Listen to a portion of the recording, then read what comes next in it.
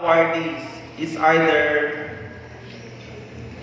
you are a relieving teacher, or whatever teacher or kind of teacher you are. Remember this: with the awards and the honors you have, be proud, yet be humble. Say it again. Be proud, yet be humble. Yeah. Sakto na. Post sa Facebook. Wala, ma'am. Ibutang na sa inyong bumbong. Ibutang na sa inyong kilid, sa inyong lamisa.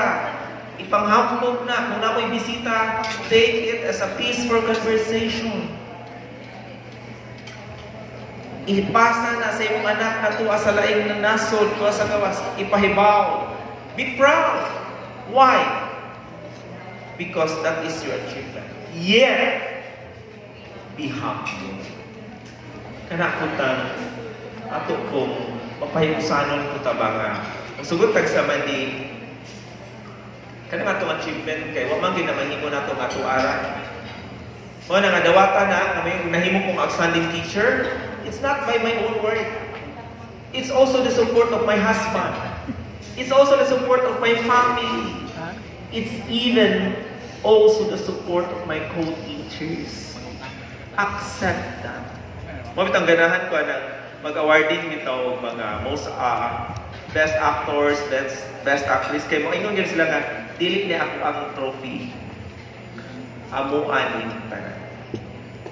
Pero may ingon ka kang ako arag yun ni, bye. Napay mga ingonan ng awardees.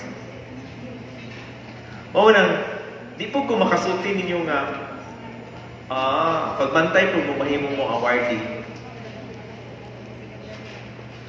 Kay dili po tanang tao malipay kung awardee mo.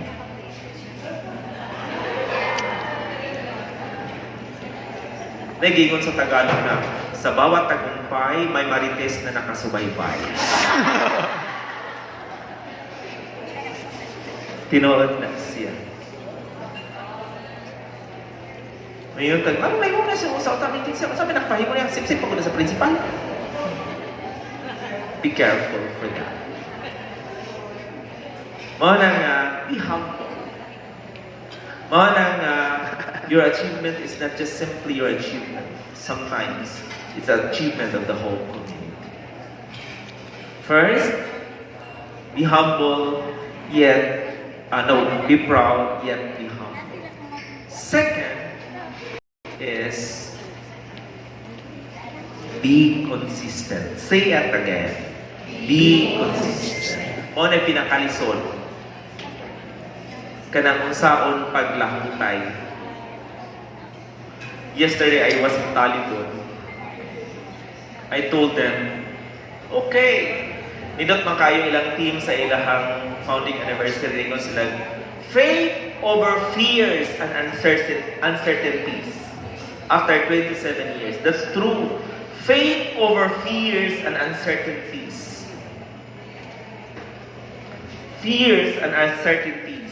Kanang kahadlok, huway kasiguruhan. Ang imo rin yung hawiran, anak, pagtuo.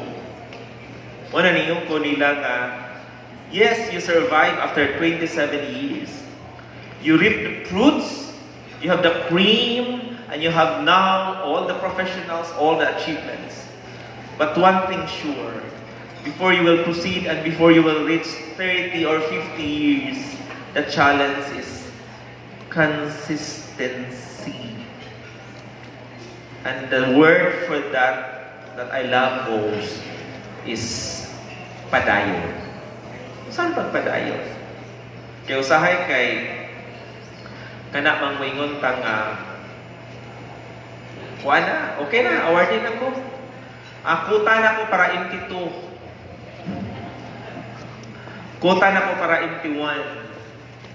But when we say to be consistent is, as we move forward, do not say that I am done.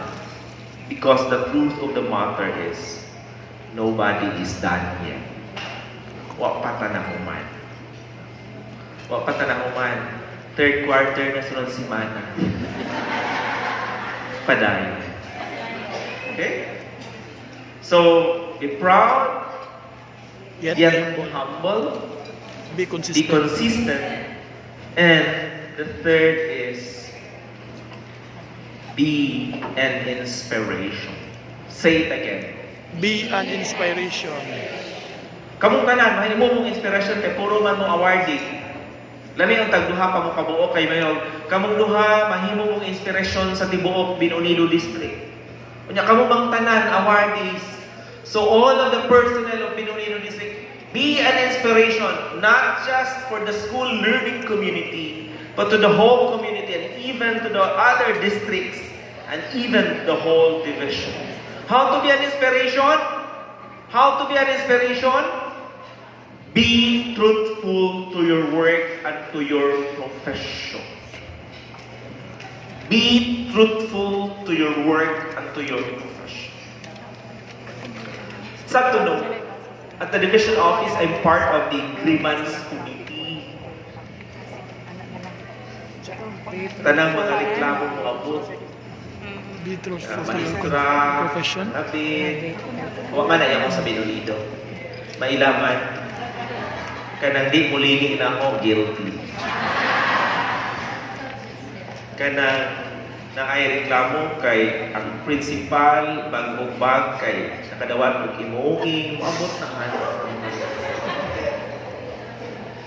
Usahay, na ay PTA, gigiha ang principal, di gani, na ay asawa sa siman, kay maestra nakakabit